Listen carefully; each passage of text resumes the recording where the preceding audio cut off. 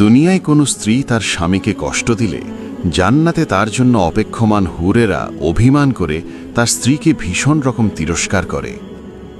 মুআজ রাদিয়াল্লাহু আনহু থেকে বর্ণিত, রাসূলুল্লাহ সাল্লাল্লাহু আলাইহি ওয়াসাল্লাম ইরশাদ করেছেন, দুনিয়ায় কোনো স্ত্রী তার স্বামীকে কষ্ট দিলে স্বামীর জন্য জান্নাতে নির্ধারিত হুরেরা তখন অভিমান করে বলে ওঠে, তাকে কষ্ট দিও না, আল্লাহ তোমার অমঙ্গল করুন, সে তোমার কাছে অল্প সময়ের মুসাফির মাত্র, অচিরেই সে তোমাকে ছেড়ে আমাদের কাছে চলে আসবে।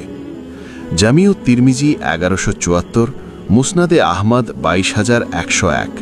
হাদিসটির সনদ সহিহ। একবার ভেবে দেখুন তো, যে স্বামীটি আপনার জীবনে আল্লাহর পক্ষ থেকে আমানত, তার চোখের পানির সাক্ষী যদি আসমানের হুরেরা হয়, তবে সেই কষ্ট কতটা ভয়াবহ। স্বামী আপনার শত্রু নয়, সে আপনার জান্নাতের পথে সাথী অথবা প্রতিবন্ধক। স্বামীর ধৈর্যকে দুর্বলতা ভাববেন না, অনেক নীরবতা কেবল আল্লাহর ভয়ে সহ্য করা।